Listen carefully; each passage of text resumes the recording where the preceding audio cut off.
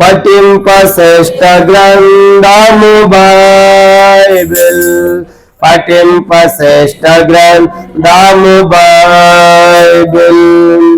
అనుదినం పఠించిన ప్రేమ తోడ నడుపును, ఓ పఠింప శ్రేష్ఠ గ్రంథము బైబిల్. दुनिया में सबसे प्यारी पुस्तक बाइबल, दुनिया में सबसे प्यारी पुस्तक बाइबल. पढ़ो को उसको रोज पढ़ो, सामने खाता कोई न हो, वो दुनिया में सबसे प्यारे पुस्तक Bible. The best book to read is the Bible. The best book to read is the Bible. If you read it every day, it will help you on the way. Oh, the best book to read is the Bible. మా ప్రియమైన మరి బస్తీ వాసులారా, మీ అందరికి కూడా ఈ రాత్రి కాల సమయంలో ప్రభువైన యేసుక్రీస్తు వారి నామములో మీ అందరికి కూడా క్రిస్మస్ శుభాకాంక్షలు తెలియజేస్తూ ఉన్నాం. ఇప్పటికే మేము అనేకమైన పాటలు పాడుతూ వచ్చాము కనుక బైబిల్ గురించి కూడా మేము 3 భాషల్లో మాత్రమే పాడాం, ఎందుకంటే మాకు 3 భాషల్లో వచ్చు కాబట్టి. కానీ ప్రపంచంలో ఈ బైబిల్ మరి 3000 అధికారికమైన భాషల్లో ప్రింట్ అయింది. తెలుగు, హిందీ, గుజరాతీ, కన్నడ, బెంగాలీ, తమిళ్ ఇలా చూసామంటే మరి 3000 అధికారికమైన భాషలో ప్రింట్ అయిన గ్రంథము బైబిల్ తప్ప మరి ఏ గ్రంథము ఏ పుస్తకము లేదని ఈ రాత్రి తెలియజేస్తూ ఉన్నాం. అంత మాత్రమే కాదు, మరి ప్రపంచంలో 1 నిమిషానికి ఈనాడు పేపర్లు రాశాడు, 1 నిమిషానికి 50 బైబిల్ కొంటున్నారు. అంత మాత్రమే కాదు, ఇప్పటికి ప్రపంచంలో 500 కోట్ల కంటే అధికమైన బైబిల్స్ ప్రింట్ చేయబడ్డాయి. జాన్ గుటెన్బర్గ్ అనేటువంటి ఒక మహాభక్తుడు యేసు ప్రభువుని నమ్మిన తర్వాత ఆయన ఈ గ్రంథాన్ని ప్రపంచానికి అందించాలని భూమి యొక్క అంతర్భాగానికి వెళ్ళి 7.5 సంవత్సరాలు శ్రమించి కనుగొన్నాడు ప్రింటింగ్ ప్రెస్, ముద్రణ యంత్రం, అచ్చ యంత్రం. దాని మీద తొలిసారిగా ప్రింట్ అయిన గ్రంథం కూడా బైబిలే. కానీ బైబిల్ యొక్క చరిత్ర ఎంతో గొప్పది. చాలా మంది బైబిల్ అనగానే ఇదేదో క్రైస్తవ మత గ్రంథము అనే అభిప్రాయాలు, అపోహలు చాలా మందికి ఉన్నాయి. ఒకప్పుడు నేను కూడా అలాగే అనుకున్నాను. కానీ బైబిల్ చదివాను, బైబిల్ ఎక్కడ కూడా క్రైస్తవ మతము అనే పేరు ఎక్కడ రాయబడలేదండి. విశ్వాసము, మార్గము అని మాత్రమే దీంట్లో ప్రస్తావించబడింది. కాబట్టి బైబిల్ అనేది ఒక మాట చెప్పాలి అంటే ఇది ఒక లవ్ లెటర్ లాంటిది, ఒక ప్రేమ లేఖ. దేవుడు మానవుడు రాసినటువంటి, ప్రేమించి రాసిన ఒక ఉత్తరం, ఒక లెటర్. కాబట్టి చదివామంటే దేవుడు మానవాళ్ళని ఎంతగా ప్రేమిస్తూ ఉన్నాడు అనే సంగతులు దీంట్లో రాయబడ్డాయి. కాబట్టి ఇది ఒక ప్రేమ గ్రంథము. కాబట్టి దైవ ప్రేమ తెలుసుకోవాలంటే ఈ గ్రంథాన్ని చదవాలి. ఎందుకంటే ప్రపంచంలో అన్ని గతించిపోతాయి. బైబిల్ గురించి రాయబడింది, ఆకాశం భూమి గతించినను నా మాటలు ఏమాత్రమును గతింపును ప్రభు చెప్పాడు. దేవుని మాటలే దేవుని యొక్క వాక్యం. కాబట్టి ఎన్నడూ కూడా మారని గ్రంథం, సున్నైన పొల్లైన తక్కువని గ్రంథముగా మరి ప్రపంచ చరిత్రలో మనం చూస్తాం. ఇటీవల ఈనాడు న్యూస్ లో కూడా చెప్పాడు, అమెరికాలో ఒక బైబిల్, పాత బైబిల్ 300 కోట్లకి కొన్నారంట. 300 కోట్లు కనుక చేత రాసిన బైబిల్ మ్యూజియంలో పెట్టి ఒక ఆయన కొన్నాడు. చూసిన బైబిల్ యొక్క చరిత్ర ఎంతో గొప్పది. ఎందుకు మనం తెలియజేస్తున్నామంటే ఇది చాలా దీంట్లో మానవ మనులకు సంబంధించిన అన్ని విషయాలు కూడా దీంట్లో రాయబడ్డాయి. మానవ జీవితానికి సంబంధించిన ప్రతి అంశం కూడా కూలంకుషంగా దీంట్లో రాయబడింది. కాబట్టి ప్రతి ఒక్కరు కూడా తీసుకోనండి, చదవండి, సత్యాన్ని గ్రహించండి. కనుక దేవుని యొక్క రాజ్యానికి మీరు కూడా వారసులు కావాలి అని ప్రేమతో మనం చేస్తూ ఉన్నాం. ఈ గ్రంథాన్ని చదివిన వాళ్ళు ఎంతో మంది బాగుపడ్డారు. కనుక ఎంతో మంది కనుక మరి వారి యొక్క స్థితిగతులు మార్చబడ్డాయి. ఈ గ్రంథము మతాన్ని మార్చదు కానీ మనిషి యొక్క జీవితాన్ని మార్పు చెందేదిగా చేస్తా ఉంది. దొంగలు మారారు, వ్యభిచారులు మారారు, నరహంతకులు మారారు. ఇలాగే ప్రపంచంలో ఎంతో మందిని మార్చగల శక్తివంతమైన గ్రంథం బైబిల్ గా మనం చూస్తాం. కానీ బైబిల్ జీవముతో కూడిన మాటలు దీంట్లో రాయబడ్డాయి. అందుకే ఇది ప్రపంచం అంతటా కూడా అన్ని ప్రాంతాలకు కూడా ఇది విస్తరిస్తుంది. ప్రతి వారి భాషలకు వెళుతా ఉంది. ఇప్పటికే 3000 భాషలు అయినప్పటికీ కొన్ని భాషలకు లిపి లేదు. కోయ, లంబాడి, ఎరుకుల వంటి భాషలు, వాటిని కూడా తర్జుమాలు చేస్తున్నారు. అలా కూడా చూసామంటే ఇంకా అనేకమైన భాషల్లో ఈ గ్రంథం బైబిల్ వెళ్తుంది. ఇప్పటికి మన భారతదేశంలో అప్పట్లో బైబిల్ రావాలంటే తెలుగు ప్రింట్ కూడా లండన్ నుంచి వచ్చేది. బక్సింగ్ గారు సేవ ప్రారంభించిన తర్వాత దైవజనులు అందరి చేతిలో బైబిల్ ఉండాలని చెప్పాడు. అప్పుడు అందరూ బైబిల్ కొనడం స్టార్ట్ చేశారు. ఇండియాలో బైబిల్స్ అన్ని ఖాళీ అయిపోయినాయి. మిషన్ కావాలనుకున్న బైబిల్స్ అన్ని ఖాళీ అయిపోయినాయి. అప్పుడు ఏం జరిగిందంటే బైబిల్ సొసైటీ ఆఫ్ ఇండియా ఇండియాలోనే ప్రారంభించారు. అలాగే ప్రస్తుతం ఇండియాలో 6 ప్రదేశాల్లో బైబిల్ ప్రింట్ అవుతా ఉంది. కాబట్టి ఎంతో విస్తృతంగా కొనబడుతున్న అమ్మబడుతున్న గ్రంథము బైబిల్ గా మనకు జ్ఞాపకం చేయబడుతుంది. కల్పిలాది రాత్రి తీసుకొనండి, చదవండి, సత్యాన్ని గ్రహించి దేవుని రాజ్యానికి వారసులు కావాలని ప్రేమతో మనం చేస్తూ ఉన్నాం. అందరికీ చెప్పాం కదా, ఇప్పటికే మీ అందరికీ కూడా మరొకసారి క్రిస్మస్ శుభాకాంక్షలు తెలియజేస్తున్నాం. ఈ డిసెంబర్ మాసం రాగానే మరి క్రైస్తవులు, మరి ముఖ్యంగా క్రైస్తవ ప్రపంచము ఎంతో విస్తృతంగా సంతోషంగా దేవుని వాక్యాన్ని ప్రకటిస్తూ ఉన్నారు. ఈ రీతిగా సంతోషము, ఈ పాటలు విజయం చేస్తా ఉంటే చాలా మంది అనుకుంటున్నారు ఏదో క్రైస్తవుల పండుగ కదా, వాళ్ళ పండుగ చేసుకుంటున్నారు అనుకుంటున్నారు. కానీ క్రిస్మస్ అనేది క్రైస్తవులకు మాత్రమే సంబంధించింది కాదు. క్రిస్మస్ గురించి కూడా మీకు 5 విషయాలు జ్ఞాపకం చేయాలని కోరుతున్నాను. క్రిస్మస్ అనగానే ఇది ఒక చిన్న సాదా సేదా సామాన్యమైన పండుగ కాదు. ప్రపంచంలోనే ఇది ఒక మహా పండుగ అనే విషయం ఈ రాత్రి జ్ఞాపకం చేసుకోవాలి. ఎందుకంటే యేసు ప్రభు వారి జన్మదినము ఒక దేశం కాదు, ప్రపంచంలో దాదాపుగా 280 కంటే ఎక్కువ దేశాలు ఉన్నాయి. వాటిలో సుమారుగా 200 దేశాల్లో ఇలాంటి వేడుకలు, కోరికలు జరుగుతున్నాయి. చూడండి, ఒక్కరి జన్మదినము ఇన్ని దేశాల్లో జరుగుతుందా? మన ఇంట్లో ఎవరైనా పుట్టినరోజు అనుకోండి, మన కుటుంబానికి సంతోషం, మన బస్తీకి సంతోషం, మన మండలానికి, మన జిల్లాకి, మన రాష్ట్రానికి, లేదంటే మన దేశానికి సంతోషం. కానీ వేరే దేశాల్లో ఎవరి జన్మదినాలు చేసుకోరు. ఉదాహరణగా మన మహాత్ముడు గాంధీ గారి జయంతి ఎంతో వైభవంగా ఘనంగా ఇండియాలో మనం జరుపుకుంటాం. కారణం ఏంటంటే ఆయన మన జాతి పిత, మనకు స్వాతంత్రం తెచ్చాడని దేశమంతా కూడా సెలవు ప్రకటించి ఆ దినము గాంధీ జయంతిగా జరుగుతారు, గాంధీ గారి జయంతిని. కానీ గాంధీ గారి జయంతి అమెరికాలో జరగదు, లండన్ లో జరగదు, వాళ్ళు జరుపుకోరు. ఎందుకంటే ఆయన మాకు సంబంధించిన వ్యక్తి కాదు అంటారు. కానీ అమెరికాలో కూడా ఒక గొప్ప వ్యక్తి ఉన్నాడు, అబ్రహాం లింకన్ గారు అని.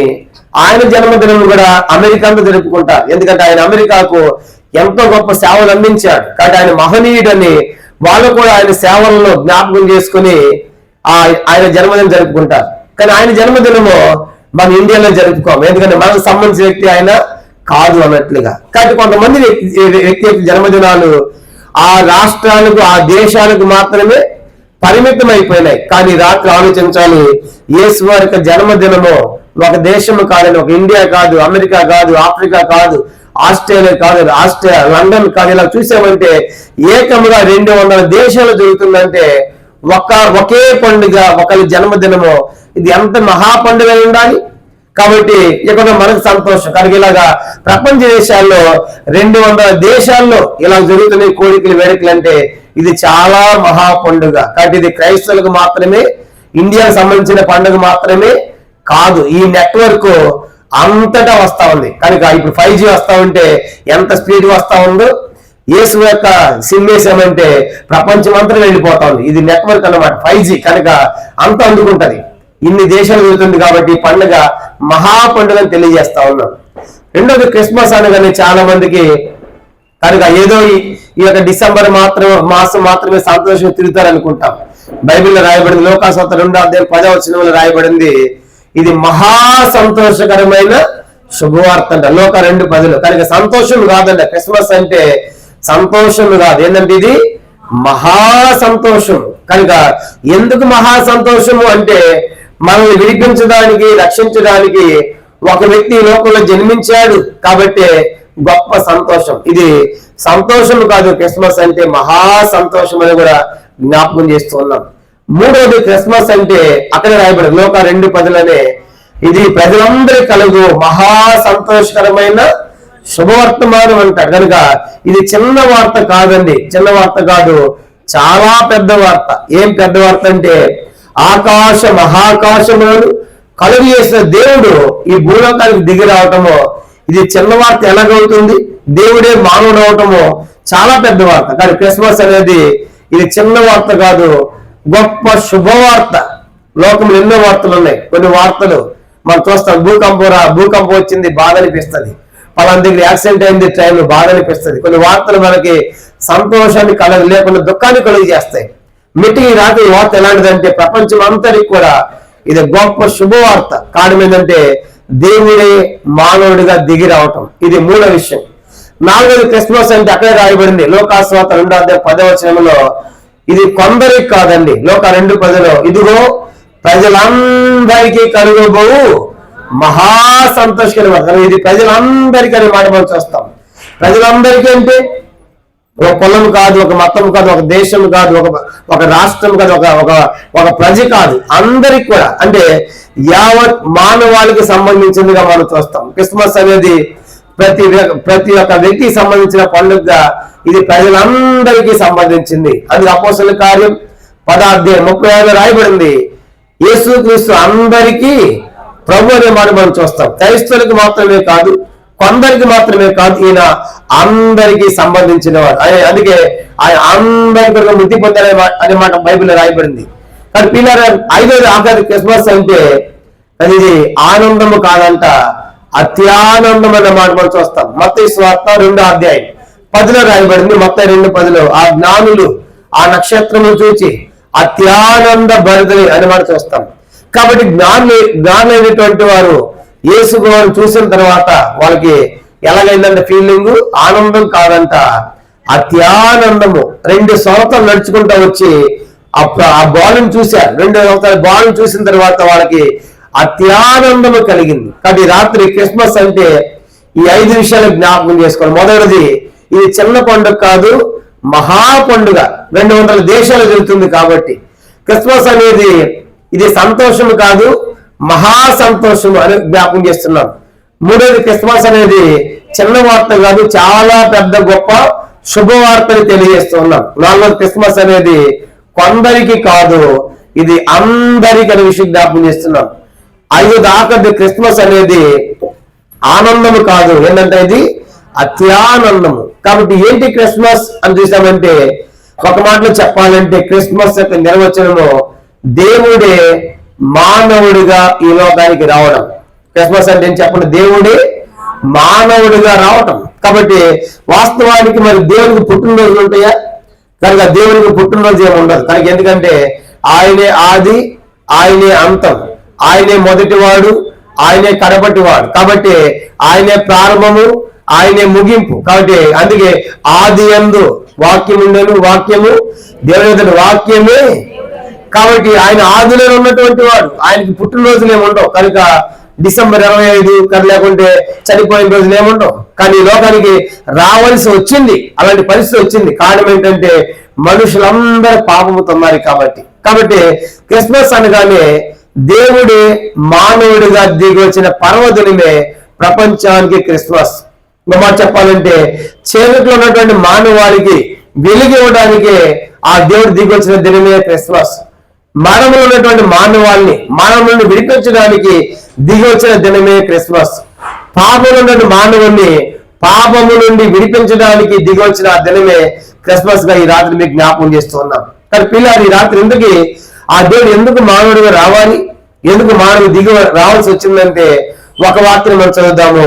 యోహాను సువార్త 10వ అధ్యాయం చూడండి. ఎందుకు ఆయన లోకానికి వచ్చాడంటే యోహాను సువార్త 10వ అధ్యాయము 10వ వచనము అందరం కలిసి మనం చదువుదాం. యోహాను సువార్త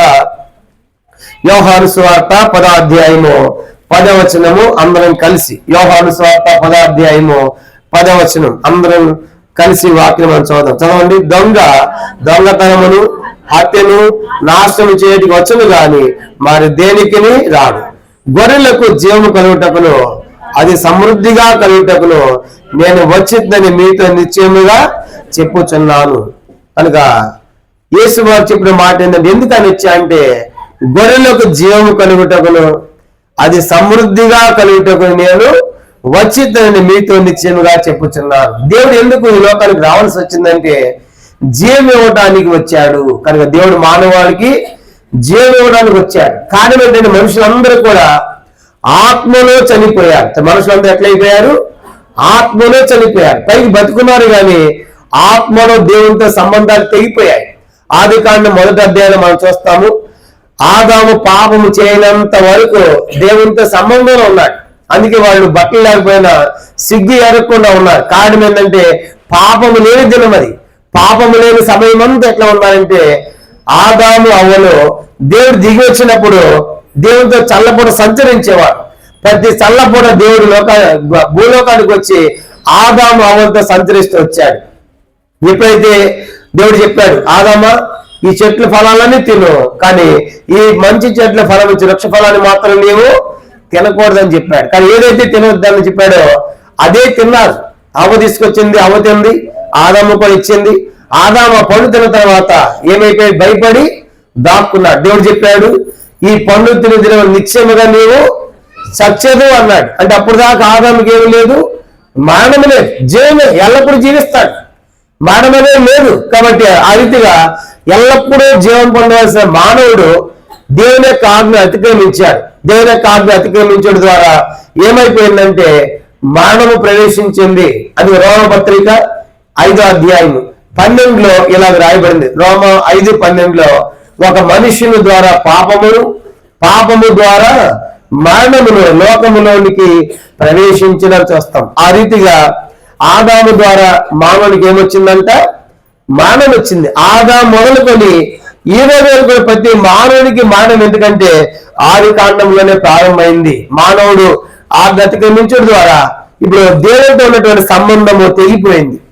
ఆదాముకు దేవునితో సంబంధం తెగిపోయింది. కాబట్టి దేవుడు, ఆదామా నీవు ఎక్కడంటే, ఆదాము ఏమంటున్నాడు, అవి నీ స్వరం విన్నప్పుడు నేను తోట చెట్ల మధ్య దాక్కున్నాను. ఎందుకు? కారణం ఏంటంటే పాపము చేశాడు.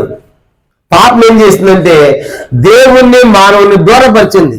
యెషయా గ్రంథం 59వ అధ్యాయం 1వ వచనంలో రాయబడింది. యెషయా గ్రంథం 59వ అధ్యాయం 1-2 వచనాల్లో మీ పాపములు నీకును మీ దేవునికి అడ్డముగా వచ్చాను. కాబట్టి అందుకే ఆయన ఆలకించలేకపోతున్నాడు. మానవునికి దేవునికి మధ్య పాపం అడ్డుగా వచ్చింది. తన పాపాన్ని బట్టి మానవుడు దేవుని కలుసుకోలేకపోతున్నాడు. ఇవాళ మానవుడు ఎన్నో ప్రయత్నాలు చేస్తున్నాడు. దేవుని దగ్గరికి వెళ్ళాలి, పుణ్యం సంపాదించుకోవాలి, మోక్షం పోవాలని ఎన్నో దాన ధర్మాలు, పుణ్య కార్యాలు, అన్నదానాలు, భూదానాలు, గోదానాలు, నేత్రదానము, రక్తదానం ఎన్నో చేస్తా ఉన్నారు. వీటన్నిటి ద్వారా పుణ్యం సంపాదించుకొని మోక్షానికి వెళ్ళాలని. కానీ బైబిల్ సెలవిస్తా ఉంది, మానవుని నీతికి అన్నీ మురికి గుడ్డలు, మురికి పేరికలు ఏమైనా ఉన్నాయి. మానవుడు చేసేటువంటి పుణ్య కార్యాలు పరలోకి వెళ్ళటానికి సరిపోవటం లేదు, దేవునికి కలుసుకోవడం సరిపోవటం లేదు. ఎందుకంటే మానవుల్లోనే పాపం ఉంది కదా. కాబట్టి పాపముతో ఉండి మంచి కార్యాలు చేస్తా ఉన్నావు. ఓ మనుషుడా, నువ్వు చేసే కార్యాలు మంచివే, దానాలన్నీ మంచివే, కానీ నీ హృదయంలోనే పాపం ఉంది. కాబట్టి ఈ పాపాన్ని బట్టి దేవుని చేరుకోలేవు, సమీపించలేవు. అందుకే దేవుడు ఆలోచించాడు. దేవుడు చూసినప్పుడు, అయ్యో ఈ మానవుని పాపం ఉంది, చేసే కార్యాలు మంచివే, కానీ హృదయంలోనే పాపం ఉంది కదా. కాబట్టి ఎట్లా దేవుని కలుసుకుంటావు? ఉదాహరణ చూడండి, నా చేతిలో ఒక మంచి యాపిల్, మంచి స్వీట్ పండు ఉంది. ఎవరికైనా ఇచ్చామనుకోండి, చేతి నుండి రక్తం ఉంది, చీముండి మురుకుండి, ఆ పండిస్తే ఎవరు తీసుకొని వద్దండి అంటారు. ఎందుకంటే పండు ఇష్టమే, స్వీట్ ఇష్టమే, కానీ చేయంత రక్తంతో ఉంది కదా, మురిగితో ఉంది కదా, ఎలా తినాలి అని నిరాకరిస్తాం. దేవుడు అంటాడు, మనుషుడా, నువ్వు చేసే కార్యాలు బాగానే ఉన్నాయి, కానీ నీ హృదయంలోని మురికిలాగా, రక్తంలాగా, చీమలాగా ఏముంది? పాపం ఉంది. ఈ పాపం చేస్తా, మంచి కార్యాలు చేస్తా, ఎట్లా సమీపిస్తావు? దాన్ని సమీపించవు. కనుక అందుకే మనుషుడు దేవుణ్ణి కలుసుకోలేకపోతున్నాడు. ఎన్నో ప్రయత్నాలు ఉన్నాయి, దేవుని కలుసుకోవాలని ప్రయత్నం ఎన్నో ఉన్నాయి, కానీ మానవ ప్రయత్నాలు దేవుని కలుసుకోవడానికి సరిపోవడం లేదు. కానీ ఏంటంటే మానవుల్లో పాపం ఉంది. ఈ పాపం పోతే తప్ప మానవుడు దేవుని కలుసుకోలేడు. మరి పాపం పోయే మార్గం ఏంటి? పాపం ఎలా పోతుంది? దేహానికి మురికైతే స్నానం చేసుకుంటున్నాం, వస్త్రానికి మురికైతే సబ్బుతో వస్త్రాలు మురికిపోతా ఉంది. ఇలాగా తలకి మురికైతే మంచి షాంపూలు వేసి కనుక క్లీన్ చేసుకుంటున్నాం. మరి హృదయ పాపం ఎలా పోవాలి? పాపానికి అడిగే మార్గం ఏంటి? గ్రంథాలు సెలవిస్తున్నాయి. హెబ్రీ పత్రిక 9వ అధ్యాయం 26లో రాయబడింది, రక్తము చిందించకుండా పాప క్షమాపణ కలగదు, కనుక రక్తము కావాలి. ఏ రక్తము? హెబ్రీ పత్రిక 10వ అధ్యాయం 4వ వచనంలో రాయబడింది, ఎడ్ల యొక్కయు, మేకల యొక్కయు, కోడెల యొక్క రక్తం మానవుని పాపం తీసివేయట అసాధ్యం. పరిశుద్ధ రక్తం కావాలి. కాబట్టి ఇప్పుడు ఆ పరిశుద్ధ రక్తం కావాలంటే లోకంలో పరిశుద్ధులు ఎవరున్నారు? బైబిల్ సెలవిస్తా ఉంది. మొదటి రాజులు 8:46 చెప్పబడింది, పాపము చేయని వాడు ఒక్కడు లేడు, అందరూ పాపం చేశారు. రోమపత్రిక 3:11 నీతిమంతుడు లేడు, ఒక్కడు లేడు, గ్రహించేవాడు లేడు, దేన్ని వెతకవాడు లేడు, అందరూ త్రోవ తప్పి ఏకముగా పనికి మాలు వాడని రాయబడింది. ఈ రీతి లోక మనుషులందరూ పాపులే. మరి పాపమైనటువంటి మానవుడు పాపలను ఎట్లా రక్షిస్తాడు? గుడ్డివాడికి దారి ఎలా చూపిస్తాడు? చూపలేడు. కాబట్టి ఇప్పుడు దేవుడే ఈ లోకానికి దిగి రావాల్సి వచ్చింది. ఆ పాపం దేవుడు, పరిశుద్ధుడైన దేవుడు నిరంతరం కూడా పరలోకంలో దేవతల చేత పరిశుద్ధుడు పరిశుద్ధుడు పరిశుద్ధుని మానక రాత్రి గాన ప్రతిగానం చేపడుతూ ఆ దేవుడు ఈ లోకానికి దిగి రావాల్సి వచ్చింది. ఆ రీతిగా దేవుడు మానవుని మధ్యలోకి రావాలనుకున్నాడు. మరి మానవుని మధ్యలోకి ఎలా రాగలడు దేవుడు? ఎందుకంటే దేవుడికి అసలు ఆకారం లేదు, దేవునికి రూపం లేదు, స్వరూపం లేదు. ఆయన ఆత్మ. కానీ మనలాగా ఆయనకు ముఖము కళ్ళు ఏమీ లేవు. కానీ మరి మానవుల మధ్య రావాలనుకున్నాడు. అందుకే ఈ వాక్యమైన దేవుడు ఒక శరీరాన్ని ధరించుకొని మన మధ్యలోకి వచ్చాడు. అది యోహాను సువార్త 1వ అధ్యాయము 1వ వచనంలో ఆది వాక్యము నేను, వాక్యము దేవుని వాక్యమే. ఆ 14వ వచనం, ఆ వాక్యము శరీరధారి అయి కృపాసత్యములు మన మధ్య. కానీ వాక్యమైన దేవుడే యేసుక్రీస్తు మనుషుడిగా మనుషుల పోలికలో పుట్టి ఈ భూలోకములో 2024 సంవత్సరాలు జన్మించాడు. ఆయన జన్మలో పాపం లేదు, ఆయన జీవితంలో పాపం లేదు. కనుక ఆయన పాపం ఎరుగడు, పాపం చేయలేదు. కానీ పాప లోకానికి వచ్చాడు పాపాన్ని తీసివేయడానికి. అందుకే పాపం పోవాలంటే పరిశుద్ధ రక్తం కావాలి. కాబట్టి ఆయన కలువరి శిలువ ఎక్కాడు. కలువరి శిలువలో ఆయన పరిశుద్ధ రక్తాన్ని చిందించాడు, బలిగా అర్పణంగా గావించబడ్డాడు. ఇక బలు అర్పించాల్సిన పని లేదు. ఎడ్లు, మేకలు, కోడిలు అర్పించి వాటి రక్తం పోవాల్సిన పని లేదు. వారి రక్తం ద్వారా పాపం పోతుందనేటువంటి పరిస్థితిగా లేకుండా ప్రభు చేశాడు. కారణం ఏంటంటే ఒక్కసారిగా నడిపించబడ్డాడు. హెబ్రీ పత్రిక 10వ అధ్యాయము 10లో రాయబడింది. హెబ్రీ 10:10 ఒక్కసారిగా యేసుక్రీస్తు అర్పించబడడం ద్వారా ఆ చిత్తాన్ని బట్టి మనలను పరిశుద్ధపరిచాడు. కానీ ఎడ్లు, మేకలు అర్పించాల్సిన అవసరము లేదు. ఆ రీతికి ఈ లోకంలో ఉన్న మానవానికి ఆదాముతో ఉన్న సంబంధం, దేవుడికి ఉన్న సంబంధం తెగిపోయింది. మళ్ళీ యేసు వారు 2వ ఆదాముకు వచ్చాడు, కడపటి ఆదాము వచ్చాడు, దేవునితో సంబంధాన్ని కలిపాడు మనకి. అందుకే యేసు వారి మార్గం. 1 కొరింథీ పత్రిక 15వ అధ్యాయం 1 కొరింథీ పత్రిక 15వ అధ్యాయము మొదటి ఆదాము పాపం చేసి దేవునితో ఉన్న సంబంధాన్ని తెగ్గొట్టాడు. ఇప్పుడు యేసు ప్రభువారు 2వ ఆదాము వచ్చి ఆయన ఏం చేస్తారంటే, యేసు ప్రభువారు 2వ ఆదాము వచ్చి దేవునితో ఉన్న సంబంధాన్ని మనకు కలుపుతున్నాడు. చూడ మనం గమనించామంటే 1 కొరింథీ పత్రిక 15వ అధ్యాయం 1 కొరింథీ పత్రిక 15వ అధ్యాయము 45వ వచనం. 1 కొరింథీ పత్రిక 15వ అధ్యాయం 45. ఇందు విషయమై ఆదామును మొదటి మనుషుడు, జీవించు ప్రాణి ఆయనని రాయబడి ఉన్నది. కడపటి ఆదాము జీవింపజేయు ఆత్మాయను. కనుక మొదటి ఆదాము మనుషుడేమో జీవించు ప్రాణి చనిపోయాడు. తన 2వ ఆదాము జీవింపజేయు ఆత్మ. కనుక జీవింపజేయాలని, జీవం ఇవ్వాలని వచ్చాడు. కాబట్టి ఈ లోకానికి యేసు ఎందుకు వచ్చాడంటే ఆయన మనకి జీవం ఇవ్వాలని వచ్చాడు. కాబట్టి మనుషులందరూ కూడా ఎలా ఉన్నారంటే పాపాన్ని బట్టి మృతులైపోయారు. అది ఎఫెసీ పత్రిక 2వ అధ్యాయం 1వ వచనం ఇలా రాయబడింది. ఎఫెసీ పత్రిక 2వ అధ్యాయం 1వ వచనం, పాపముల చేతను అపరాధముల చేతను మనము చచ్చిన వారమై ఉండగా క్రీస్తుతో కూడా మనం జీవింపజేశాడు. కనుక చనిపోయినటువంటి మానవుల్ని పాపాన్ని బట్టి ఆత్మలో చనిపోయారు. ఈ మనుషులందరూ పైకి బాగానే ఉన్నాం, కానీ ఆత్మలో దేవునితో సంబంధం లేదు మనిషికి. చూసారా, మనిషి దేహం అంతా పాపాన్ని బట్టి దేహము అపవిత్రం అయిపోయింది. పాపాన్ని బట్టి దేహం ఏమైపోయింది? అపవిత్రమైంది. ఆత్మలో సంబంధం అయిపోయింది, దేవునికి తెగిపోయింది. ఆత్మలో సంబంధం తెగిపోయింది. ప్రాణం ఏమైపోయింది? అంధకారం చీకటికి వెళ్ళిపోయింది. ఇది మానవుని యొక్క స్థితి. కాబట్టి దేహం అపవిత్రమైపోయింది, ఆత్మలో సంబంధం దేవుడితో తెగిపోయింది, ప్రాణం అంధకారంలోకి వెళ్ళిపోయింది. ఇలాంటి మానవులు నశిస్తే నరకానికే పోతాడు. అందుకే ఇప్పుడు దేవుడు ఏం చేశాడు? ఈ లోకానికి దిగి వచ్చి మన దేహాన్ని ఆయన రక్తం ద్వారా పరిశుద్ధపరుస్తూ ఉన్నాడు. అంధకారమైన ప్రాణాన్ని, కనుక అంధకారం చీకటిని వెలుగులోకి తీసుకొస్తున్నాడు. ఆత్మను దేవునితో తెగిపోయిన సంబంధాన్ని యేసు వారు తండ్రితో మనల్ని ఐక్యపరుస్తున్నాడు, తండ్రితో కలుపుతూ ఉన్నాడు. అందుకే నేనే మార్గము, నేనే సత్యము, నేనే, నా ద్వారా తప్ప ఎవరు తండ్రి వద్దకు, యేసు నమ్మామనుకోండి మనకు తండ్రి వద్దకు మార్గము, దారి ఉంది. కానీ దేవుని కలుపుతాడు మనకి, కనుక తండ్రి కలుపుతాడు. కానీ రాత్రి అందుకే యేసు నమ్మాలి. కానీ ఈ జీవాన్ని ఎలా పొందగలం? ఈ రాత్రి ఒక 7 సంగతులు మనం చూద్దాం, తొందరగా చదువుకుని మనం ముగిద్దాం. చూడండి, యేసు లోకానికి ఎందుకు వచ్చాయంటే యోహాను 10:10 ప్రకారం మనకు జీవం ఇవ్వాలని వచ్చాడు. ఈ రాత్రి ఆ జీవం పొందాలంటే మనం ఏం చేయాలి? మొదటి సంగతి యోహాను సువార్త 17వ అధ్యాయం 3వ వచనం. యోహాను సువార్త 17వ అధ్యాయము 3వ వచనంలో ఇలాగ రాయబడింది. ఇది మొదటి సంగతి. ఆ జీవము ఎలా పొందగలమంటే యోహాను సువార్త 17వ అధ్యాయము 3వ వచనం అందరం కలిసి మనం చదువుదాం. 17:3 చదవండి. అద్వితీయ సత్యదేవుడైన నిన్నును నీవు పంపిన యేసుక్రీస్తు ఎరుగుటయే నిత్య జీవము. కానీ రాత్రి ఎట్లా ఈ జీవాన్ని పొందగలమంటే అద్వితీయ సత్యదేవుడైన, అద్వితీయ అంటే ఒకే ఒక్కడునని, ద్వితీయ అంటే 2, తృతీయ అంటే 3, కనుక అద్వితీయ అంటే ఆయన అద్వితీయుడవి యెహోవా అంటాడు. ద్వితీయోపదేశ కాండం 6వ అధ్యాయం 6లో రాయబడింది అద్వితీయుడవి యెహోవా, ఒక్కడే దేవుడైన యెహోవా. కాబట్టి రాత్రి ఆయన ఎవరంటే ఒక్కడే అద్వితీయుడు, కాబట్టి ఆయన ఒక్కడు. ఆయన పంపిన యేసుక్రీస్తుని ఎరుగుటి ఏందంట? నిత్య జీవం. యేసుక్రీస్తు వారిని ఎరగటము, తెలుసుకోవటము ఈ రాత్రి. కాబట్టి ఆయన నాకు కాదులే, మాకు కాదులే అనుకోకూడదు. ఈ యేసు ఎవరు అసలు అని ఆయన ఎరగాలి.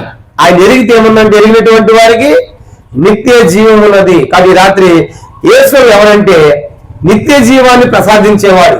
మొదటి యోహాను పత్రిక 5వ అధ్యాయం 20లో రాయబడింది. మొదటి యోహాను 5:20లో ఆయన మనము సత్యవంతుడైన యేసుక్రీస్తు ఉన్నటువంటి వారమై ఉన్నాము, ఆయన ఎరుగుట నిత్య జీవం అంటాడు. మొదటి యోహాను పత్రిక 5వ అధ్యాయము చూడండి 20వ వచనం. మొదటి యోహాను పత్రిక, యోహాను రాసిన మొదటి పత్రిక 5వ అధ్యాయము 20వ వచనము ఇలాగ రాయబడింది. మొదటి యోహాను పత్రిక 5:20 చివరిలో రాయబడింది, దేవుని కుమారుడు యేసుక్రీస్తు ఉన్న వారమై సత్యవంతుని ఉన్నాము, ఆయన నిజమైన దేవుడును నిత్య జీవమునై ఉన్నాడు. యేసుక్రీస్తు నిజమైన దేవుడు, నిత్య జీవమైన దేవుడు. ఈ రాత్రి ఆయన ఎరిగితే చాలు. ఏమని అడగాలి? యేసు నేను పాపిని, ఆయన ఎంత గొప్పవాడు అడగాలి. ఆయన ఎవరంటే 147 కీర్తన 4వ వచనం, నక్షత్రాల సంఖ్య నియమించిన వాడు, వాడి పేర్లు పెట్టిన వాడు, ఆకాశ మహాకాశం కలిగేసిన వాడు, సృష్టికర్త అయినటువంటి దేవుడు, మిమ్మల్ని నిర్మించిన మన నిర్మాణకుడు, మన సృష్టికర్త, మన రూపకుడు అని ఈ రాత్రి ఎదిగామంటే యేసువరు నా సృష్టికర్త అయ్యా, నా కోసం ఈ లోకానికి వచ్చావు, మరణించావు అని నమ్మావంటే ఈ రాత్రి ఆ దేవుని ఎరిగామంటే నీకు నిత్య జీవము కలుగుతుంది. ఇది మొదటి సంగతి. కనుక యేసుక్రీస్తుని ఎరిగిన వారికి ఏం కలుగుతుంది? ఈ లోకంలో ప్లాట్లు కాదు, వస్త్రాలు కాదు, బట్టలు కాదు. చాలా మంది యేసుని నమ్ముకుని ఇస్తారనుకుంటాం. ఈ లోకంలో మేము స్థలానికి వెళ్ళాం, అప్పాజీ పడే స్థలానికి వెళ్ళాం. అప్పాజీ స్థలానికి వెళ్తే కడపత్రికి పంచుతా ఉన్నాం. ఒక ఆమె కడపత్రి ఇచ్చా, ప్రభుని నమ్ముకమ్మ పరలోకం పోతామంటే అవంది, అయ్యా మాకు ప్లాట్లు ఇస్తారా అంది. కనుక అవేమన్నా ఇక్కడ ప్లాట్లు మేము ఇవ్వలేము, పరలోకంలో మొత్తం ప్లాట్ ఉంటుంది యేసుని నమ్మిన వాళ్ళకి. యోహాను 14వ అధ్యాయంలో రాయబడింది కదా, నేను మీకు స్థలము సిద్ధపరచా వెళ్ళుచున్నాను, నేను మీతో చెప్పుదును. కనుక పరలోకంలో స్థలం ఉంది, తప్పనిసరిగా యేసుని నమ్మిన ప్లాట్ ఉంది. కాబట్టి ఇక్కడ కాదు, కానీ పరలోకంలో ఇక్కడ ఎన్ని నశించిపోయి పొద్దున చూస్తా ఉంటే యూట్యూబ్ లో ఆంధ్రాలో భూకంపము అందరూ కలకలం అన్నారు. ఇక్కడ ప్లాట్లు ఉన్న భూకంపాలు వస్తాయి, కూలిపోతాయి. కాబట్టి ఇళ్ళే కూలిపోతున్నాయి. కానీ ఇక్కడ ప్లాట్లు కాదు, అది నిత్యత్వం యుగాలు ఉండేటువంటిది. 2 కొరింథీ పత్రిక 5వ అధ్యాయం చూడండి, ఆ నివాసం ఎలాంటిది? యేసు సిద్ధపరిచిన నివాసము 2 కొరింథీ పత్రిక 5వ అధ్యాయం. ఆ 2 కొరింథీ పత్రిక 5వ అధ్యాయం 1వ వచనం, భూమి మీద మన గొడారమైన ఈ నివాసము శిథిలమైపోయినను చేతి పని కాక దేవుని చేత కట్టబడినది, నిత్యమైనది నివాసము పరలోకమందు మనకున్నదని ఎరుగుదము. చూసారా, అది నిత్యమైన నివాసము, చేతి పని కాదు, ఇది శిథిలమైపోయేది కాదు, దేవుని చేత కట్టబడుతుంది అది ఆ పట్టణం. అక్కడ కావాలి మనకు ప్లాట్. అందుకే అన్నాడు ఆ పట్టణం ఎలాగుందంట, మత్తయి 25 అంటాడు, లోకం పుట్టినది మొదలుకొని నీకో సిద్ధపరచబడినటువంటి రాజ్యం అది. చూసారా, అక్కడ మనకు క్లారిటీ కావాలి. ఈ రాత్రి యేసును నమ్మామంటే మనకు నిత్య జీవం. ఇది మొదటి ప్రాముఖ్యమైన సంగతి. రెండోది చూడండి, ఆ జీవాన్ని మనం ఎలా పొందగలమంటే రెండవది యోహాను సువార్త 3వ అధ్యాయం 36వ వచనం. యేసు ప్రభువుని ఎరగాలి, మొట్టమొదటిగా తెలుసుకోవాలి ఆయన గురించి. రెండవది యోహాను సువార్త 3వ అధ్యాయము 36వ వచనం ఇలాగ రాయబడింది. యోహాను 3:36, కుమారుని యందు విశ్వాసం ఉంచువాడే నిత్య జీవము గలవాడు, కుమారునికి విధేయుడు కానివాడు జీవము చూడడు గాని దేవుని ఉగ్రత వారి మీద నిలిచి ఉండను. రెండవదిగా ఆ నిత్య జీవం పొందాలంటే రెండవ సంగతి ఏంటంటే యేసు క్రీస్తునందు ఏం చేయాలి, మనము విశ్వాసం ఉంచాలి. ఎవరి విశ్వాసం ఉంచాలి? యేసు నా పాపం కోసం శిలువలో చనిపోయాడు, రక్తం కార్చాడు, సమాధి చేయబడ్డాడు, తిరిగి లేచాడు, ఆయన పరలోకి వెళ్ళాడు, మళ్ళీ వస్తాడని ఈ రాత్రి నువ్వు నమ్మావంటే, యేసుకు విశ్వాసం ఉంచావంటే, విశ్వాసం ఉంచిన వారికి ఏముందంట? నిత్య జీవము ఈ రాత్రి. మరి విశ్వాసం ఉంచకపోతే అది కూడా చెప్పాడు, విశ్వాసం ఉంచకపోతే నమ్మకపోతే దేవుని ఉగ్రత, కుమారుని విధేయుడు కాని వాడి జీవము చూడడు కాని వారి మీద దేవుని ఉగ్రత ఉంది. చూసారా? కాబట్టి నమ్మని వారికి నిత్య జీవము, నమ్మని వారికి ఉగ్రత ఉంది. అదే నమ్మి బాప్తిసం పొందిన వాడు రక్షించబడు, నమ్మని వారికి శిక్ష విధించబడు. కపిలారి రాత్రి యేసును నమ్మామంటే శిక్షను తప్పించుకుంటాము, ఆ నిత్య జీవాన్ని పొందుతాం. ఇది యేసును నమ్మాలని ప్రేమతో మనం చేస్తున్నాం. మొట్టమొదటి ఆయన గురించి ఎరగండి, తెలుసుకోనండి. తెలుసుకున్న తర్వాత ఆయన ఏం చేయాలి? మనము నమ్మాలి. ఎలా ఎరగాలి? రుచి చూచి ఎరగాలి. ఏదో చెప్తే నమ్మటం కాదు, గుడ్డిగా నమ్మటం కాదు. కనుక చదవండి, సత్యాన్ని గ్రహించినప్పుడు మనకు అర్థమవుతుంది. ఆ రీతిగా రెండవదిగా ఆయన నమ్ముడు ద్వారా ఈ జీవాన్ని మనం పొందగలం. ఇది రెండో ప్రాముఖ్యమైన సంగతి. మూడోది చూడండి, యోహాను సువార్త 12వ అధ్యాయము 50వ వచనం. ఈ జీవాన్ని మనం ఎలా పొందగలమంటే యోహాను సువార్త 12వ అధ్యాయము, యోహాను సువార్త 12వ అధ్యాయం 50వ వచనము ఇలాగ రాయబడింది. యోహాను సువార్త 12:50, మరియు ఆయన ఆజ్ఞ నిత్య జీవం అని నేను ఎరుగుదును కనుక నేను చెప్పు సంగతులను తండ్రి నాతో చెప్పిన ప్రకారము చెప్పుచున్నాను. అందరూ చెప్పండి, ఆయన ఆజ్ఞ నిత్య జీవము. అటు మూడో మాట ఏంటంటే నిత్య జీవం ఏంటంటే దేవుని యొక్క ఆజ్ఞ. దేవుని యొక్క ఆజ్ఞ, దేవుని యొక్క ఆజ్ఞ నిత్య జీవం. అలా ఇప్పుడు నిత్యం పొందాలంటే ఆయన ఆజ్ఞలు పాటించాలి. అందులో ఒకడు వచ్చాడు, యేసువారిని నిత్యం పొందాలంటే ఏం చేయాలని మత్తయి సువార్త 19వ అధ్యాయం వారి ప్రశ్న అడిగారు. మత్తయి సువార్త 19వ అధ్యాయము చూడండి 17వ వచనం అనుకుంటాను. మత్తయి సువార్త 19వ అధ్యాయంలో ఒకరు పరిగెత్తుకుంటూ వచ్చి, ప్రభా నేను నిత్య జీవం పొందాలంటే నేనేం చేయాలి అన్నాడు. అప్పుడు యేసు అన్నాడు, నువ్వు ఆజ్ఞ అన్ని కూడా పాటించు అన్నాడు. మత్తయి సువార్త 19వ అధ్యాయము చూడండి 16వ వచనం. 16 మత్తయి 19:16. ఇదిగో ఒకడు ఆయన వద్దకు వచ్చి, బోధకుడా నిత్య జీవం పొందుటకు నేను ఏ మంచి కార్యము చేయవలనని అడిగాను.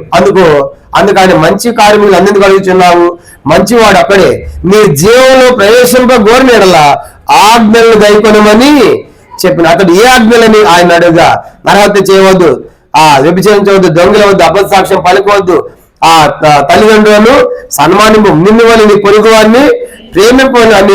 అందుకు ఆ యవనుడు, ఇవన్నీ నేను అనుసరించునే ఉన్నానని చెప్పాను, ఇంకా నువ్వు నాకు కొద్దిగా అడిగాను. అందుకు యేసు, నీ పరిపూర్ణ కోరిన పోయి నీ ఆస్తి నమ్మి బేదలకి ఆవిడ పరలోకం నీకు ధనము కలుగును, నువ్వు వచ్చి నేను వెంబడించమని అతనితో చెప్పాను. అయితే ఆ యవనుడు మిగుల ఆస్తి గలవాడు కనుక ఆ మాట విని అసలుపడుచు వెళ్ళిపోయాడు. కానీ రాత్రి ఏంటి నిత్య జీవం అంటే ఆజ్ఞలు గైకొనాలి. గైకొనాలంట ఆజ్ఞలు 10 ఆజ్ఞలు. వాస్తవానికి మనం 10 ఆజ్ఞలు గైకొనలేము. 10 ఆజ్ఞలు ఎవరు పాటించలేరు. నాగత్య చేయవద్దు, దొంగలు వద్దు, వ్యభిచరించవద్దు, ఈ ఆజ్ఞలు మనం పాటించలేము. ఈ ధర్మశాస్త్రం మనం చేయలేము. అందుకే వచ్చి ఏం చేశాడంటే మన పక్షంగా ఆయన ఆ కార్యం జరిగించాడు. కానీ పిల్లరా, ఆజ్ఞ అంటే దేవుని యొక్క వాక్యము అని అర్థం. చెప్పండి, ఆజ్ఞలు అంటే ఏంటి? దేవుని యొక్క వాక్యం. ఈ రాత్రి దేవుని యొక్క వాక్యాన్ని ఎవరు గైకొంటారో, ఎవరు దాన్ని హృదయంలో తీసుకుంటారో అలాంటి వారి నిత్య జీవం. కాబట్టి ఇది మూడవ ప్రాముఖ్యమైన సంగతి.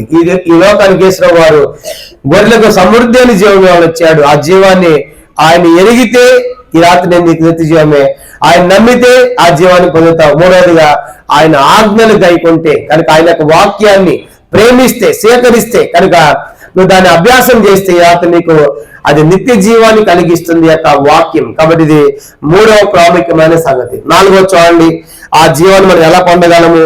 మత్తయి సువార్త 25వ అధ్యాయం, మత్తయి సువార్త 5వ అధ్యాయము 25వ అధ్యాయము 46వ వచనం. మత్తయి సువార్త 25వ అధ్యాయము 46వ వచనం. ఆ నిత్య జీవము ఎలా పొందగలమంటే మత్తయి సువార్త 25వ అధ్యాయము చివరి వచనం మనం చదువుదాం. 46 చివరి వచనం అందరం కలిసి చదవండి. 25:46. వీరు నిత్య శిక్షకులు, నీతిమంతులు, నిత్య జీవమునకును పోవుదురు. కాబట్టి ఇప్పుడు నిత్య జీవం ఎవరికంట? నీతిమంతులకు, అందరికి కాదు. కనుక నీతిమంతులకు మాత్రం నిత్య జీవం. అది రాత్రి ప్రశ్న ఎవరంటే నీతిమంతులు ఎవరు? మరి పుణ్యకార్యాలు చేస్తేనా, దాన ధర్మాలు చేస్తేనా వాళ్ళు నీతిమంతులు? బైబిల్ రాయబడి రోమ 3:11 నీతిమంతుడు లేడు, ఒక్కడు లేడు. మరి నీతిమంతులే లేదు, ఎట్లా నీతిమంతులు అయ్యారు? మరి నీతిమంతులు ఎలా కాగలము? తీతు పత్రిక 3వ అధ్యాయం 6 రాయబడింది. తీతు పత్రిక 3:6 ఆయన కృప ద్వారా నీతిమంతులము, ఉచితముగా ఆయన కృప ద్వారా నీతిమంతులం. రోమ పత్రిక 5వ అధ్యాయం 1వ వచనం రాయబడింది. రోమ 5:1 యేసుక్రీస్తునందలి విశ్వాసము ద్వారా నీతిమంతులం, ఆయన నమ్మితే చాలు నీతిమంతులం అంటాడు. తన రోమ పత్రిక 5వ అధ్యాయం 9లో రాయబడింది. రోమ 5:9 ఇప్పుడు ఆయన రక్తము ద్వారా మిమ్మల్ని నీతిమంతులుగా తీర్చబడుచున్నాము అంటాడు. కాబట్టి యేసు వారికి రక్తము, ఆ రక్తములో మన పాపాన్ని కడుక్కుంటే, ఒప్పుకుంటే మనం నీతిమంతులం. కనుక ఆ రక్తము ద్వారా నీతిమంతులం అయ్యాం. ఇంకా నీతిమంతులు ఎట్లయ్యారు? రోమపత్రిక 4వ అధ్యాయం 25లో చెప్పబడింది. రోమ 4:25 ఆయన మన అపరాధ నిమిత్తము అప్పగింపబడి మనం నీతిమంతులుగా తీర్చబడుటకై లేపబడిందని రాయబడింది. అది ఆయన మరణము, భూస్థాపన, పునరుత్థానం ద్వారా నీతిమంతులయ్యాం. అంటే ఈ రాత్రి నీతిమంతులు కావరాలి అంటే ఈ రాత్రి దేవుని కృప పొందాలి. కానీ యేసయ్య రక్తం దగ్గర మన పాపాన్ని కడుక్కోవాలి, యేసుని విశ్వాసం ఉంచాలి, ఆయన మరణ, భూస్థానం, పునరుత్థానం మనం నమ్మాలి. ఆ రీతిగా ఎవరైతే ఎన్ని పాటిస్తారో, ఏదైతే విశ్వాసం ఉంచుతారో వాళ్ళకి ఏమని పేరంటే నీతిమంతులు అని పేరు. చెప్పండి ఏంటంటే వాళ్ళంతా కూడా. అందుకే యెషయా గ్రంథము 45వ అధ్యాయము 22, 24 వచనాలు చెప్పబడింది. యెషయా గ్రంథం 45వ అధ్యాయం 22లో ఇశ్రాయేలు ప్రజలందరూ కూడా యెహోవా యొద్దకు వచ్చి ఆ యెహోవా యందే నీతి బలములు ఉన్నవని జనులను గురించి చెప్పుకుంటారన్నాడు. ఆయన యొద్ద నీతి ఉంది, దేవుని యొద్ద. దేవుడు ఒక్కడు మాత్రమే నీతిమంతుడు. మంచి లోకంలో నీతిమంతుడు ఒక్కడు లేడు. అయితే ఎంత నీతిమంతులు అవుతారంటే యెషయా 45:24 చెప్పాడు, యెహోవా యందే ఇశ్రాయేలు సంతతి వారు నీతిమంతులుగా ఎంచబడుదురు అన్నాడు. అంటే ఆయన ద్వారా చేయబడుతున్నాం. ఆ కృప ద్వారా, ఆయన రక్తం ద్వారా, ఆయన మరణ, భూస, పునరుద్ధానాల ద్వారా, ఆయన విశ్వాసం ద్వారా వీళ్ళందరూ ఎవరంటే వారికి నీతిమంతులు అని పేరు. ఈ రాత్రి పిల్లారా, నువ్వు యేసుని నమ్మేవంటే చాలు ఉచితముగా నీతిమంతులు అయిపోతారు. అందుకో పాట ఉంది కదా, యేసుని నమ్మేడి వారు, యేసుని నమ్మేడి వారు ఆయన ఉచిత కృపతో నీతిమంతులయ్యెదరు. యేసుని నమ్మేడి వారు ఈ రాత్రి నమ్మితే చాలు. కాబట్టి నమ్మిన వారికి ఏమని పేరంట? నీతిమంతులు. వాస్తవానికి మన బ్రతుకులకి, మన పాపాన్ని బట్టి అసలు ఆ పేరు మనకు అర్హత లేదు. మనం నీతిమంతులము, పరిశుద్ధులమని పిలవబడలేం. ఎట్లా సాధ్యమైందంటే యేసయ్య రక్తము ద్వారా ఆయన యందు ఎంచబడుతున్నాం నీతిమంతులుగా. చూసారా? కాబట్టి ఏ పని చేయని వాడిని నమ్మితే చాలు భక్తిహీనుడు నీతిమంతులు అయిపోతాడు. రోమపత్రిక 4వ అధ్యాయం 4-5 వచనాలు రాయబడింది. రోమికి రాసిన పత్రిక 4వ అధ్యాయము 4-5 వచనాల్లో పని చేయని భక్తిహీనుని నీతిమంతులుగా చేస్తున్నాడు విశ్వాసము ద్వారా. ఇలా దేశంలో నమ్మావంటే చాలు నువ్వు నీతిమంతులు అయిపోతావు. ఎలాంటి దుర్మార్గులు భక్తిలో ఉన్నా యేసు నేను పాపనని ఆయన యొద్ద నీ పాపని ఒప్పుకుంటే, కడుక్కుంటే, ఈ రాత్రి నమ్మితే చాలు నీతిమంతులు అయిపోతావు. ఒకసారి ఇప్పుడు క్రిస్మస్ 31 వస్తా ఉంది కదా, 31 అందరూ కూడా వాగ్దానాలు తీసుకుంటారు. ఒకసారి ఒక చిన్న పిల్లవాడు ఒక తాగుబోతు వాడిని పిలుస్తున్నాడు. అంకుల్ మా చర్చికి రావాలనుకున్నా, చర్చిలో అందరూ కూడా ఒక కార్డు ఇస్తారు, వాక్యాలు ఇస్తారు, అందరు రావాలి, అందరు తీసుకుంటారు, మీరు రావాలనుకుంటా ఉంటే పోరా నాకెందుకు అని చెప్పేసి ఆ తాగుబోతున్నారు. అట్లా ఈ పిల్లవాడు పోయి ఏడుస్తాడు. అంకుల్ మీరు వస్తే కానీ నేను పోరని చెప్పి ఏడుస్తా ఉన్నాడు. వెక్కి ఏడుస్తా అంటే సరే ఏడుస్తారు కదా, మీకోసం కాసేపు కూర్చోవద్దాం అని చెప్పి చర్చిలోకి వచ్చాడు. వచ్చి కూర్చున్నాడు, వెనకాల కూర్చున్నాడు, ఫుల్గా తాగి ఉన్నాడు కనుక వెనకాల కూర్చున్నాడు. అందరు పాట పాడుతున్నారు కనుక కానుకేసి అందరూ ఒక వాగ్దానం తీసుకుంటా ఉన్నారు. ఈ తాగుబోతుకి ఇచ్చిన వాగ్దానం ఏంటంటే ఆదికాండం 7:1 ఆదికాండం 7:1 ఏమని రాయబడింది? యెహోవా అంటాడు, ఈ తరం వారిలో నీవే నీతిమంతుడు అనే వాగ్దానము. అందరు తీసుకుంటే ఒకరికి ఒక కార్డు వచ్చింది, ఒక వాక్యం, ఇతనికి ఈ వాక్యం వచ్చింది. చదువుకుంటున్నాడు, ఈ తరం వారిలో వీళ్ళందరూ నీవే నీతిమంతుడు అని చెప్తా ఉంటే, ఇప్పుడు నేను నీతిమంతున్నా, నేను తాగిపోతున్నా, నేను నీతిమంతున్నా అని చెప్పేసి యేసుప్రభుని నమ్ముకున్నాడు. చూసారా? కానీ యేసుప్రభు ఎలాంటి వాడంటే నమ్మితే చాలు రాత్రి ఉచితంగా నీతిమంతులు అయిపోతాం. కానీ రాత్రి 5వ సంగతి ఏంటంటే నీతిమంతులు ఎట్లా అయ్యో చెప్పండి వాళ్ళు. 4వది నీతిమంతులు. కాబట్టి అలా యేసు రక్తం ద్వారా పాపని కడుకున్నటువంటి నీతిమంతులు రాయబడింది. ఇది 4వ ప్రాముఖ్యమైన సంగతి. 5వ చూడండి, నీతిమంతులు ఎట్లా అవుతున్నాము. మార్కు సువార్త 10వ అధ్యాయం, మార్కు సువార్త 10వ అధ్యాయము 30వ వచనం. మార్కు సువార్త 10వ అధ్యాయము చూడండి. 5 విషయం 2 విషయాలు వచ్చేసి ముగిద్దాం ఒక 5 నిమిషాల్లో. మార్కు సువార్త 10వ అధ్యాయము, మార్కు సువార్త 10వ అధ్యాయము. ఎట్లా మనం నీతిమంతులు అవుతామంటే మార్కు సువార్త 10వ అధ్యాయము నిత్య జీవం పొందాలి అంటే 5వదిగా ఎవరికి నిత్య జీవం అంటే మార్కు సువార్త 10:30 ఇప్పుడు ఇహమందును హింసతో పాటు 100 అంతలు ఎండ్లను, అన్నదమ్ములను, అక్కజల్లులను, తల్లులను, పిల్లలను, భూములను, రాబో లోకం నిత్య జీవమును పొందుదనని మీతో నిశ్చయముగా చెప్పుచున్నాను. ఈ సందర్భం ఏంటంటే మార్కు సువార్త 10వ అధ్యాయము 28 నుంచి పేతురు అవుతాడు, ప్రభా నేను సమస్త నుంచి నేను వెంబడిస్తున్నాను, మాకేం జరుగుతుంది అన్నాడు. ప్రభు అన్నాడు, ఈ లోకం నా కోసము అన్ని విడిచిపెట్టావు కదా, అయితే నీకు నిత్య జీవం ఉంది, ఇహమందు పరమందు 2 పొందుతారు అన్నాడు. ఇక్కడ అర్థం ఏంటంటే ఈ లోకములో సమస్తాన్ని దేవుని కోసము విడిచిపెట్టినటువంటి వారు నిత్య జీవాన్ని పొందుకుంటారు. కానీ ఈ లోకములో నువ్వు ఎంత పట్టుకున్నా, ఎంత కలిగి ఉన్నా ఏమీ తీసుకొని పోలేవు.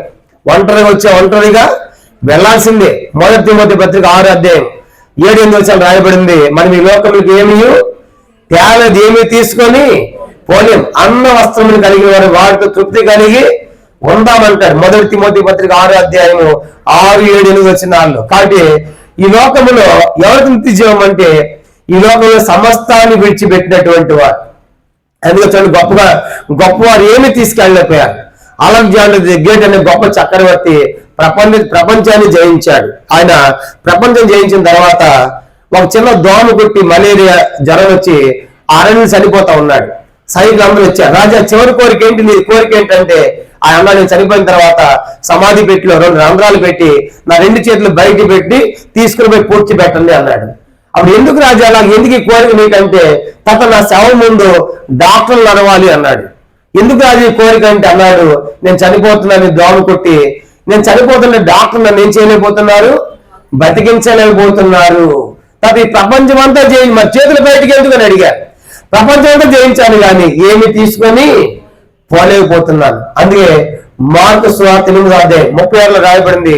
మార్కు 8:36 ఒకటి సర్వలోకము సంపాదించి వారి ప్రాణు పోగొట్టిన వానికి ఏమి ప్రయోజనం. కానీ రాత్రి అన్నీ ఉండొచ్చు, ఏమి తీసుకొని పోలేదు. కానీ ఈ లోకంలో నిత్య జీవం ఎవరికంటే ఈ లోకాన్ని విడిచినటువంటి వారికి.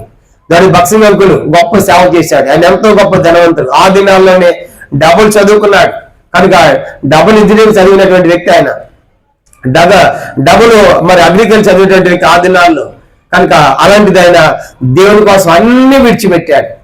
ఏదో భక్సింగుల పేరు మీద ఎంత ప్రాపర్టీ ఉంది, ప్రతి సొసైటీ పేరు భక్సింగ్ గారి పేరు మీద. ఎంత లోకంలో ధనవంతుడు ఆయన, పరలోకం ఎన్నో ఆత్మలు అక్కడ ధనవంతుడు. చూసారా, దేవుని కోసం విడిచిపెట్టినటువంటి వారు ఏమవుతారు, వాళ్ళు నిత్య జీవం. కాబట్టి ఈ లోకంలో నాది కాదు అని తండ్రిని ఎంతో ధనవంతులు అన్ని వద్దలు వచ్చాడు. ఈరోజు ఆయన ఎంత గొప్ప ఐశ్వర్యంతో లోకంలో.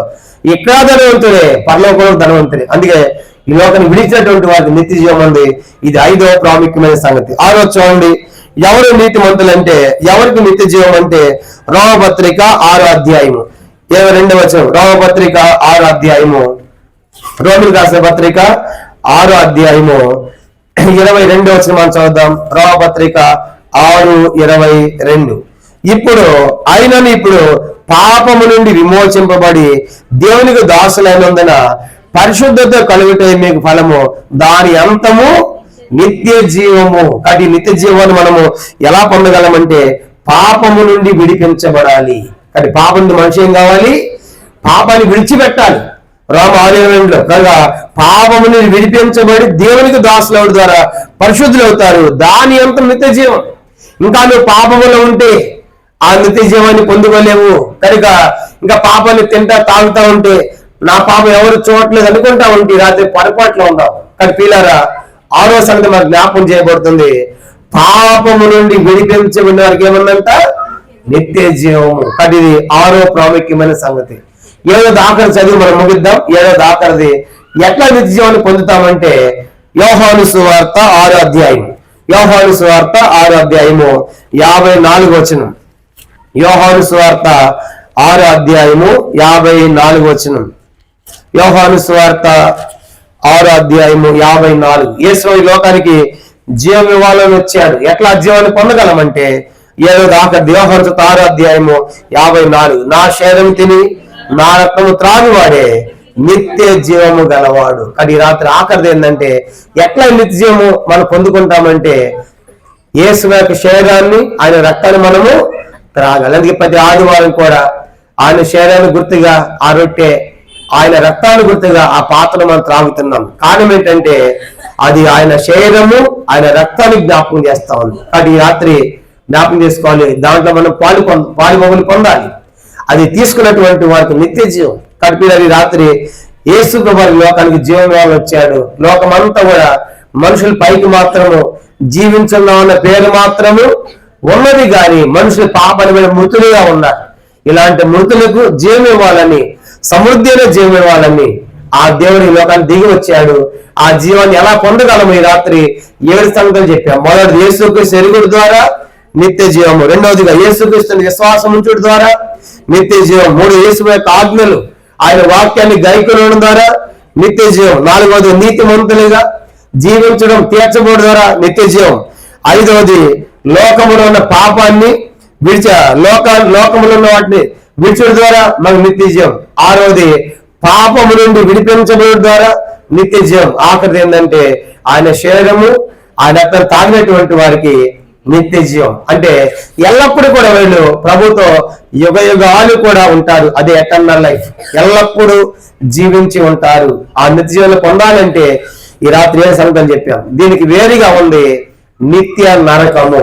అది కూడా ఉంది. ఇప్పుడు నిత్య జీవుడు మనం చూసే నిత్య నరకం, అది అగ్ని ఆనదు, పొరుగు చావదు. ప్రతి మనిషి చనిపోతాడు. చనిపోయిన తర్వాత ఈ దేహాన్ని పూర్తి చేయడం, కాల్ చేయడం జరుగుతుంది. ఈ ఆత్మ వెళుతుంది. ఇప్పుడు చెప్పినటువంటి 7 సంగతులు పాటించిన వారు నిత్య జీవానికి వెళ్తున్నారు. యేసును నమ్మని వారికి నిత్య నరకం ఉంది. కానీ అది అగ్ని ఆరదు, పొరుగు చావదు, ఆకలి కేకలు వేదన భయంకరమైన స్థలం. ఈ రాత్రి తప్పించాలని యేసు ఈ లోకానికి వచ్చాడు. కానీ ఈ రాత్రి ఆ ప్రభువుని నమ్మామంటే ఆ నరకం తప్పించబడతావు. ఆ నిత్య జీవాన్ని రాత్రి మనము స్వతంత్రించుకుంటాం. ఆ రీతిగా ప్రభు నేస్తున్న విశ్వాసం ఉంచమని ప్రేమతో మనం చేస్తున్నాం. ప్రభు వాక్యాన్ని దీవించునుగాక. ఒక చిన్న పాట మనం పాడతాము. వీడియో చూడండి. మనం ఒక చిన్న పాట మనం పాడి మనం ముగించుకుంటాము.